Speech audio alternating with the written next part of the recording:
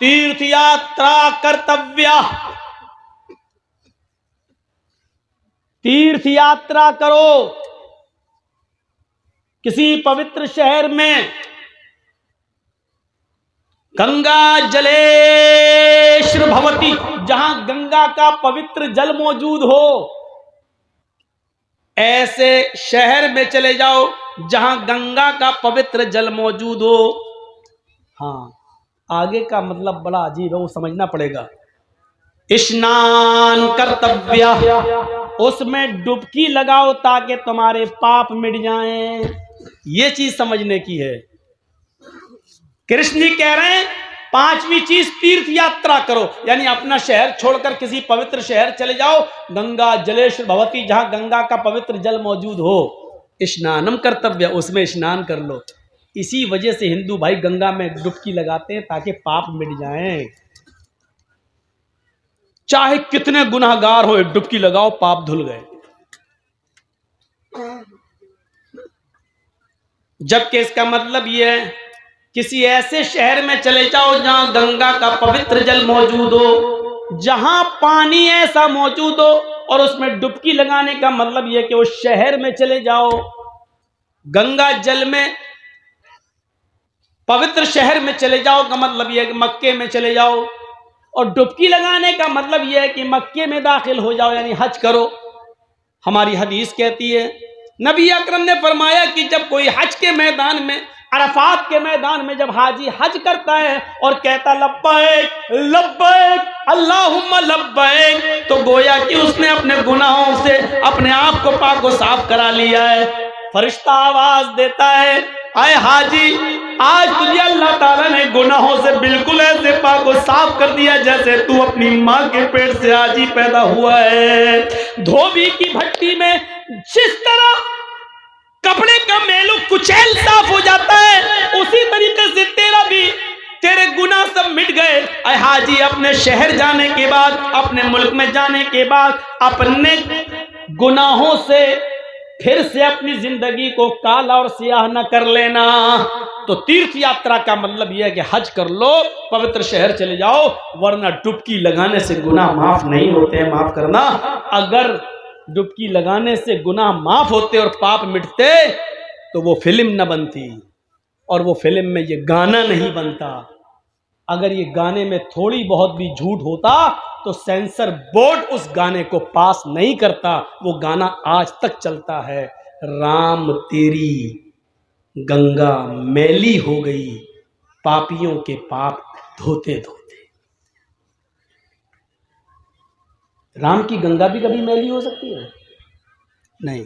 मतलब कहने वाले का ये था कि जब ठेका ले लिया, चाहे कितने गुनाह करो, गंगा में डुबकी मारो, पाप मिट जाएंगे। तो गंगाओं में इतने पाप हैं, जो आया गुनाह करके वो डुबकी लगा रहा है, वो तो गुनाह से मिट गया, लेकिन वो गुनाह गंगा में इतने भर गए हैं, अब जो भी डुबकी लगाएगा उसके गुनाह मिटेंगे नहीं, बल्कि जो गंगा में पाप है वो चढ़ेंगे और उसके ऊपर। आज तक ये गाना चलता है, बजता है, और इसको कोई निकाल नहीं सका, जबकि केंद्र में सरकार भी तुम्हारी है, पक्के राम के मानने वाले भी हैं, और गृह मंत्री जी भी तुम्हारे हैं।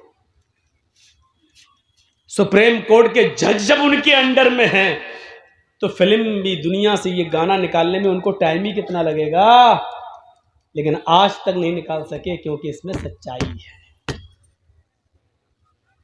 इसमें सच्चाई है। तो 5 चीजें जो हमारे यहां वही तुम्हारे यहां, और तौहीद पूछो मत। यचित्तियो यो पिम्मिम्मा नस्तस्मा देवी शोरीरिशा। कोई जवाब है इस मंत्र का? यजुर्वेद का मंत्र है।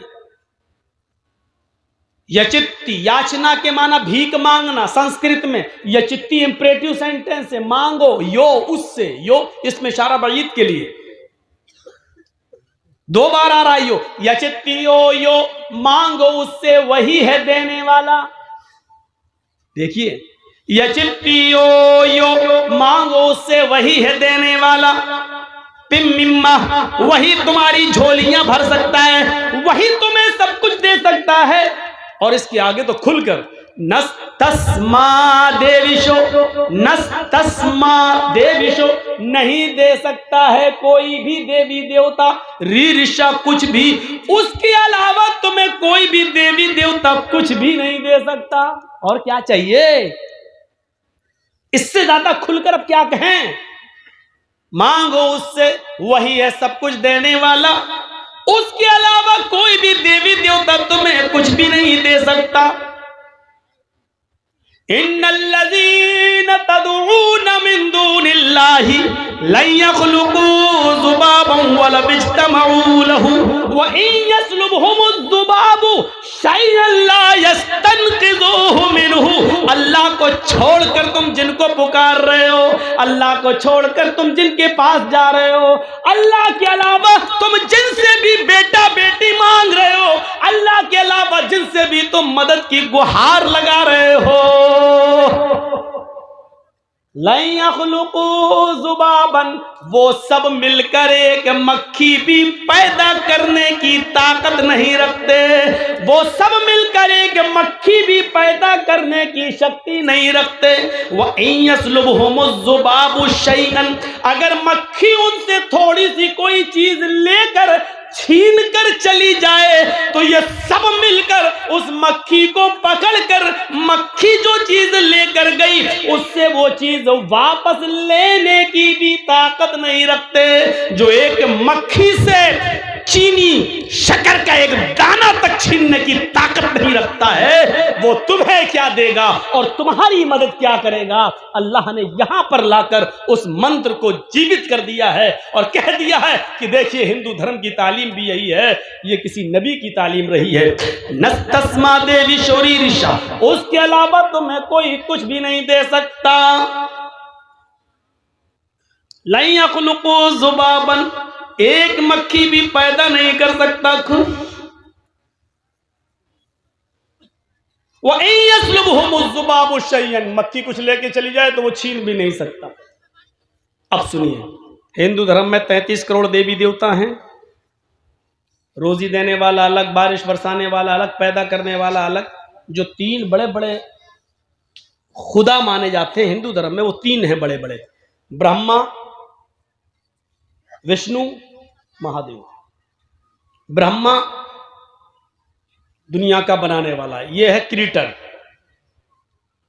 विष्णु ये है पैदा करने वाला, ये है पालने वाला।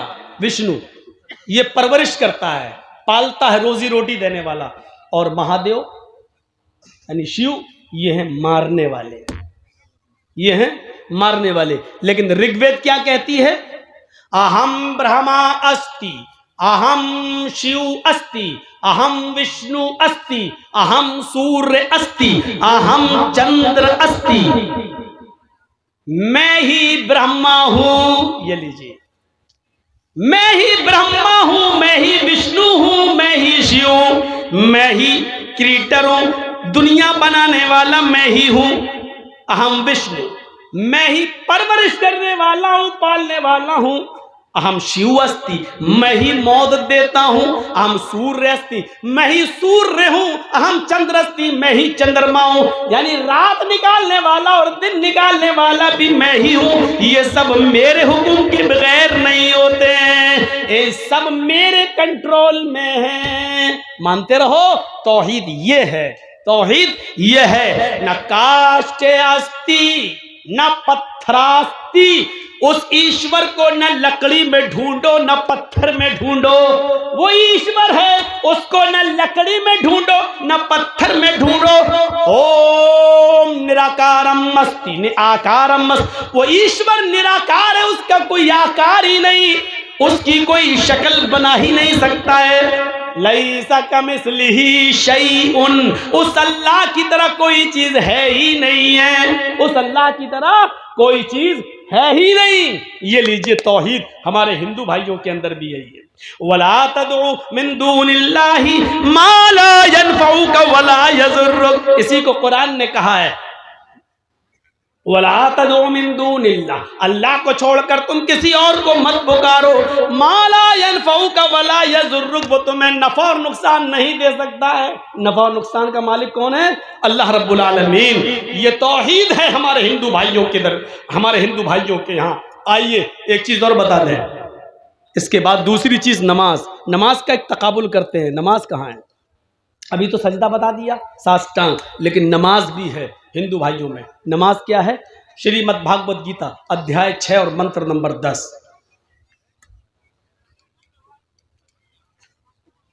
आप लोग तो बिहार वगैरह में, बंगाल में रहते हैं।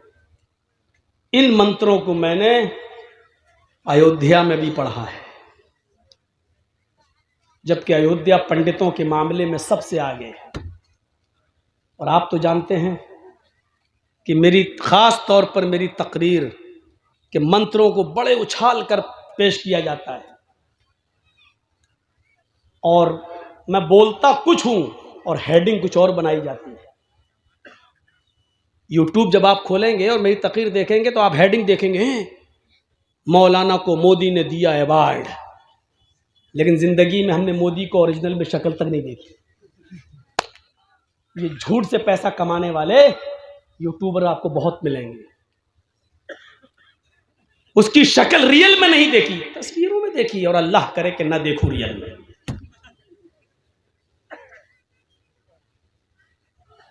टीवी पे तो सभी देख लेते हैं, हमने भी देख ली, फोटो में देख लिया।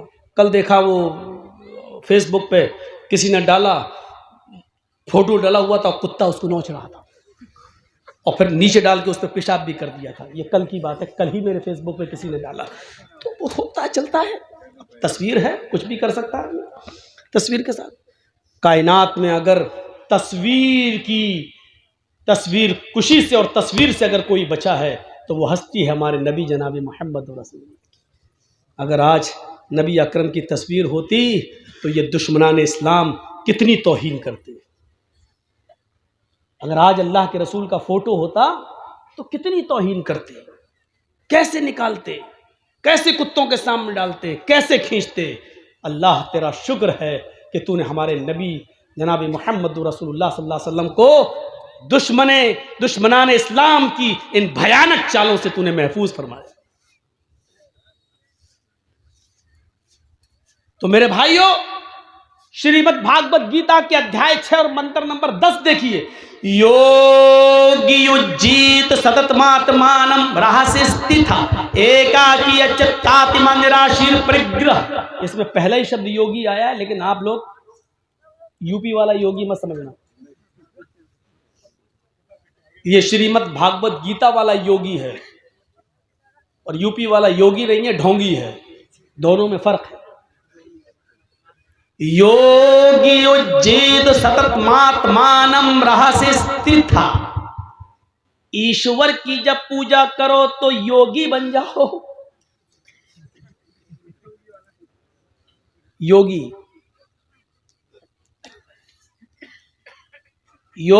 युज्जीत सततमात्मानं रहस्य स्थिता। ईश्वर की जब पूजा करो तो पूरे शरीर का योग करो। पूरे शरीर का योग सिर्फ नमाज में होता है। देख लीजिए आप करके। हिंदू धर्म में क्या होता है? मूर्ति के सामने खड़े हुए ओम नमः शिवाय, सिर्फ गर्दन का योग हो रहा है बस, पूरे शरीर का नहीं। पूरे शरीर का योग अगर